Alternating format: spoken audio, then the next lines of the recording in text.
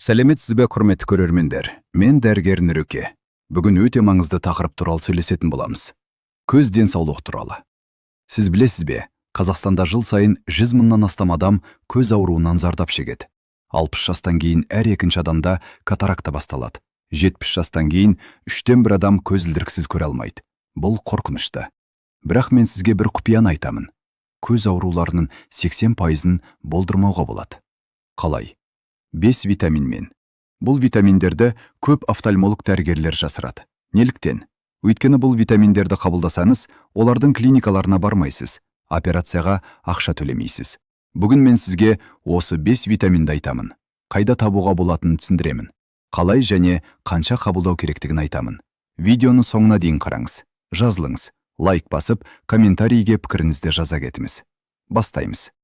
Алдымен көз ауруларын білейік. Көз ауруларының 4 негізгі түрі бар. Бірінші – катаракта. Бұл көздің линзасы лайлануы. Адам тұман арқылы көргендей болады.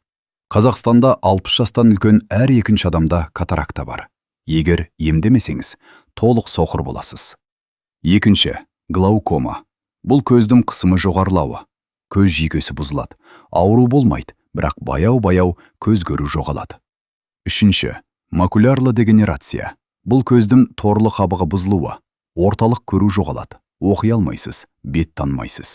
Қазақстанда 70 жастан үлкен 10% адамда бұл ауру бар. Төртінші – көздің құрғауы. Көз жасы аз шығады, көз ашытады, қызарады, ауырады. Компьютерде жұмыс істейтін адамдарда жиі кездеседі. Осы 4 ауруды болдырмау үшін 5 витамин керек. Қазір айтамын. Бірінші – витамин. Витамин А немесе ретинол. Бұл көз үшін ең маңызды витамин. Неліктен витамин А осынша маңызды? Бірінші, түнде көру үшін керекті. Көзде родопсин деген зат бар. Бұл зат түнде көруге көмектеседі. Родопсин витамин Адан жасалады. Витамин А жетіспесе, түнде жақсы көрмейсіз. Бұл тауық көрлігі деп аталады. Екінші, көздің құрғауын болдырмайды. Витамин А көз жасының шығуына көмектеседі. Көз ылғалды болады, құрғамайды. Үшінші, көздің торлы қабығын қорғайды. Витамин А торлы қабықтың жасушаларын қалпына келтіреді. Макулярлы дегенерацияны болдырмайды. Төртінші, инфекциядан қорғайды. Витамин А көздің қорғаныс қабатын күшейтеді. Бактериялар, вирустар кіре алмайды. Көз қабынуы аз болады. Бесінші, қартаюдан қорғайды. Витамин А антиоксидант, еркін радикалдарды өлтіреді. Көз жасушалары баяу қартаяды. Витамин А қайда бар? Бірінші, сәбіз. Ең көп витамин А сәбізде. Күніне бір орташа сәбіз жесеңіз, күндік норманың 2 еседен астамын аласыз. Екінші, бауыр. Мал бауырында өте көп витамин А бар. Аптасына 1 рет бауыр жесеңіз, жеткілікті. Үшінші, жұмыртқа сарысы. Бір жұмыртқа сарысында күндік норманың 10% бар. Күніне 2-3 жұмыртқа жеңіз. Төртінші, сары асқабақ. Асқабақта да витамин А көп. Асқабақ ботқасын жасап жеуге болады. Өте дәмді әрі пайдалы. Бесінші, шпинат. Шпинатта да витамин А көп. Салатқа қосыңыз, омлетке қосыңыз. Қанша витамин А керек? Ересектерге күніне 900 микрограмм керек. Бұл бір орташа сәбіз, немесе 100 грамм бауыр. Екінші витамин. Витамин Е, немесе токоферол. Бұл көздің қорғаушысы. Неліктен витамин Е маңызды? Бірінші, ең күшті антиоксидант. Витамин Е еркін радикалдарды өлтіреді. Еркін радикалдар көз жасушаларын бұзады. Витамин Е оларды тоқтатады. Екінші, катарактаны болдырмайды. Американдық зерттеу көрсетті. Витамин Е қабылдағандардың катаракта қаупі 50%-ға азайды. Үшінші, макулярлы дегенерацияны тоқтатады. Витамин Е торлы қабықты қорғайды. Орталық көру сақталады. Төртінші, қан айналымын жақсартады. Витамин Е қан тамырларды кеңейтеді. Көзге қан жақсы келеді. Көз жасушалары қоректенеді. Бесінші, көздің қартаюын баяулатады. Витамин Е көз жасушаларының қартаюын тоқтатады. Көз көру ұзақ уақыт сақталады. Витамин Е қайда бар? Бірінші, жаңғақ. Грек жаңғағында өте көп витамин Е. Күніне 4-5 дана жеңіз, күндік норманың 70%-ын аласыз. Екінші, бадам жаңғағы. Бадамда да көп витамин Е. Күніне 20 дана бадам жесеңіз, күндік норманы аласыз. Үшінші, күнбағыс тұқымы. Күнбағыс пістесінде көп витамин Е. Бір ас қасық пісте шағып жесеңіз, күндік норманың 30%. Төртінші, күнбағыс майы. Бір ас қасық күнбағыс майында күндік норманың 40%. Салатқа қосып жеңіз. Бесінші, авокадо. Авокадода да витамин Е бар. Бір авокадода күндік норманың 20%. Қанша витамин Е керек? Ересектерге күніне 15 мг керек. Бұл 20 дана бадам немесе бір ас қасық күнбағыс майы. Витамин Е артық болса не болады? Витамин Е қауіпсіз, бірақ күніне 1000 мг-нан артық жемеңіз. Қан кету қаупі өседі. Үшінші, витамин. Витамин С немесе аскорбин қышқылы. Бұл көз қан тамырларының досы. Неліктен витамин С маңызды? Бірінші, қан тамырларды күшейтеді. Витамин С коллаген өндіруге көмектеседі. Коллаген қан тамырларды күштетеді. Көз қан тамырлары майда, әрі нәзік. Витамин С оларды қорғайды.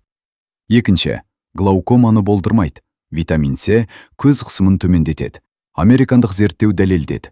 Күніне 500 мг витамин С ішкендердің глаукома қаупі 40%-ға азайды.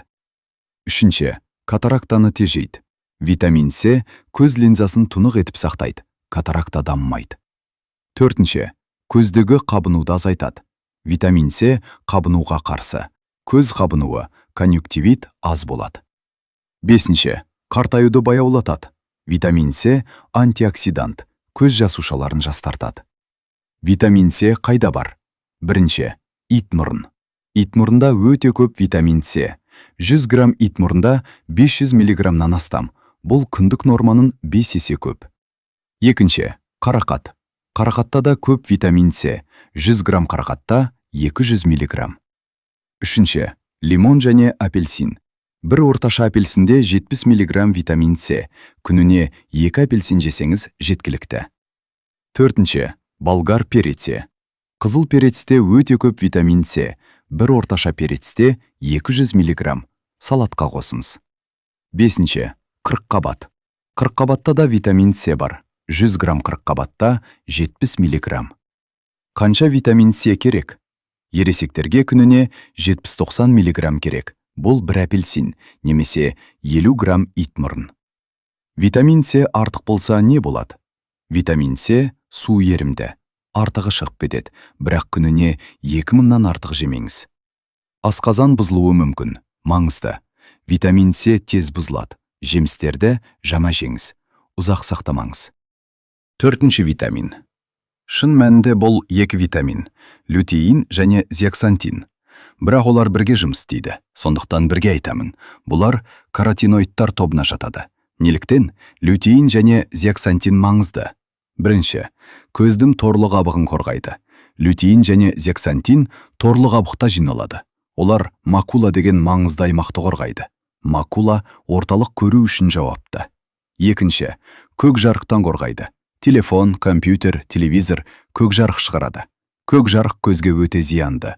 Лютеин және зеаксантин көк жарықты сүзеді, көзді қорғайды. Үшінші, макулярлы дегенерацияны болдырмайды. Бұл егде жастағы көр болудың негізгі себебі.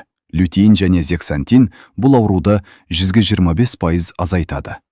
Төртінші, контрастты көруді жақсартады. Лютеин және зеаксантин заттарды анық көруге көмектеседі, әсіресе түнде немесе тұманда. Бесінші, көздің шаршауын азайтады. Компьютерде көк жұмыс істесеңіз, көз шаршайды. Лютеин және зеаксантин көз шаршауын азайтады. Лютеин және зеаксантин қайда бар? Бірінші, шпинат. Шпинатта ең көп лютеин және зеаксантин. 100 грамм шпинатта 12 мг. Екінші, қырыққабат. Қырыққабатта да көп. 100 грамм қырыққабатта 10 мг. Үшінші, жұмыртқа сарысы. Жұмыртқа сарысында лютеин және зеаксантин өте жақсы сімеді. Бір сарысында 3 мг. Төртінші, қызанақ. Черникада да бар. 100 грамм черникада 2 мг. Бесінші, брокколи. Брокколиде де көп. 100 грамм брокколида 8 мг. Қанша лютеин және зеаксантин керек? Ересектерге күніне 10 мг лютеин және 2 мг зеаксантин керек. Бұл 100 грамм шпинат немесе 3 жұмыртқа сарысы. Артық болса не болады? Лютеин және зексантин қауіпсіз, артып болса, зияны жоқ. 5. Витамин, омега-3 майлары. Шын мәнінде бұл витамин емес, бірақ көз үшін витамин сияқты маңызды. Омега-3 майлар дегеніміз не? Бұл пайдалы майлар, олар денеде өндірілмейді, тағамнан ғана аламыз. Неліктен омега-3 көз үшін маңызды? Бірінші, көздің құрғауын емдейді. Омега-3 көз жасының өндірілуіне көмектеседі. Көз ылғалды болады, құрғамайды, ашытпайды. Екінші, көз қан айналымын жақсартады. Омега-3 қан тамырларды кеңейтеді, қанды сұйылтады, көзге қан жақсы келеді, көз жасушалары қоректенеді. Үшінші, қабынуға қарсы. Омега-3 денедегі қабынуды азайтады. Көз қабынуы конъюнктивит кем болады. Төртінші, торлы қабықты қорғайды. Торлы қабық жасушалары көп, омега-3 қажет етеді. Омега-3 жетіспесе, торлы қабық бұзылады. Бесінші, макулярлы дегенерацияны болдырмайды.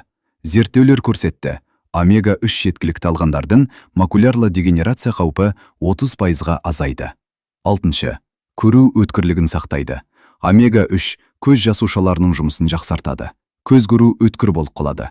70-80 жасында да жақсы көресіз. Омега-3 қайда бар? Бірінші, майлы балық, семга, форель, скумбрия, сардина. Балықта ең көп омега-3, 100 грамм семгада 2 грамм омега-3. Екінші, зығыр майы. Бір ас қасық зығыр майында 2,5 грамм омега-3. Таңертең бір ас қасық ішіңіз. Үшінші, жаңғақ. Грек жаңғағында да омега-3 бар. Күніне 4-5 дана жеңіз. Төртінші, балық майы капсулалары. Егер балық жемесеңіз, балық майы капсулаларын қабылдаңыз. Дәріханадан сатып алыңыз. Бесінші, чия тұқымы. Чия тұқымында да омега-3 көп. Бір ас қасық чия тұқымында 5 грамм омега-3. Қанша омега-3 керек? Ересектерге күніне 1-2 грамм омега-3 керек. Бұл 100 грамм семга, немесе бір ас қасық зығыр майы, немесе 4-5 дана жаңғақ. Витаминдерді білдік. Енді қосымша кеңестерді айтайын. Көз денсаулығын сақтау үшін не істеу керек? Кеңес. Бірінші, жыл сайын офтальмологқа барыңыз. Көптеген көз аурулары белгісіз өтеді. 40 жастан кейін жыл сайын көзді тексертіңіз. Ерте анықтау маңызды. Кеңес. Екінші, телефон, компьютерге аз қараңыз. Экран көзге зиянды. Әр 20 минут сайын үзіліс жасаңыз. Алысқа қараңыз. Көзімізді демалдырыңыз. Кеңес. Үшінші, көз жаттығуларын жасаңыз. Көз жаттығуы көз бұлшықеттерін күшейтеді, қан айналымын жақсартады. Жаттығу 1. Көзді жабыңыз, ашыңыз. 10 рет қайталаңыз. Жаттығу 2. Көзді оңға солға қозғалтыңыз. 10 рет қайталаңыз. Жаттығу 3. Көзді үстіге, астына қозғалтыңыз. 10 рет қайталаңыз. Жаттығу 4. Көзді дөңгелеп айналдырыңыз. Оңға 5 рет, солға 5 рет. Жаттығу 5. Алақанды ыстыңыз. Көзге қойыңыз. Жылу көзді тыныштандырады. Күніне 2 рет жасаңыз. Кеңес. Төртінші, жақсы жарықта оқыңыз. Қараңғыда оқымаңыз. Көзге ауыр болады. Көру нашарлайды. Жарық жеткілікті болуы керек. Кеңес. Бесінші, күнді көзілдірік тағыңыз. Ультракүлгін сәулелер көзге зиянды, торлы қабықты бұзады, катаракта қаупін арттырады. Жазда күнді көзілдірік міндетті. Кеңес. Алтыншы, тамшылармен қамтамасыз болыңыз.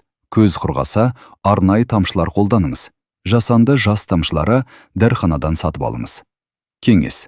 Жетінші, темекіні тастаңыз. Темекі көзге өте зиянды. Макулярлы дегенерация қаупін 2 есе арттырады. Катаракта қаупін 3 есе арттырады. Кеңес. Сегізінші, қан қысымын бақылаңыз. Жоғары қан қысымы көз қан тамырларын бұзады. Глаукома қаупін арттырады. Қан қысымын қалыпты ұстаңыз. Кеңес. Тоғызыншы, қантты бақылаңыз. Диабет көзге өте қауіпті. Диабеттік ретинопатия соқырлыққа әкеледі. Қантты қалыпты ұстаңыз. Кеңес. 10-шы, стресстен аулақ болыңыз. Стресс көзге де зиянды. Көз қысымын көтереді. Көз шаршауын арттырады. Демалыңыз. Жақсы ұйықтаңыз. Қымбатты көрермендер, бүгін мен сізге көзді сақтайтын 5 витаминді айттым. Витамин А, витамин Е, витамин С, лютеин және зеаксантин, омега-3 майлары. Осы 5 витаминді қабылдасаңыз, көз көру сақталады, катаракта болмайды, глаукома қаупі азаяды, макулярлы дегенерация болмайды, 90 жасқа дейін көзілдіріксіз өмір сүресіз. Есімізде болсын, көз өте қымбат орган, жоғалтқаннан кейін қайтара алмайсыз. Қазір күтіміз, қазір сақтаңыз. Бұл витаминдер арзан қолжетімді. Маңызды ескерту. Егер көзіміз ауырса, дереу офтальмологқа барыңыз. Көз ауруларын ертерек анықтаған жақсы. 40 жастан кейін жыл сайын көзді тексертіміз. Егер бұл видео пайдалы болса, лайк басыңыз, комментарий жазыңыз. Сіз көзге қалай қарайсыз? Жазылыңыз. Тағда пайдалы видеолар болады. Бөлісіңіз, туыстарыңызға, достарыңызға жіберіңіз. Көздерімізді сақтаңыздар. Мен дәрігер Нұреке. Сіздермен болғаныма қуаныштымын. Келесі видеода кездескенше.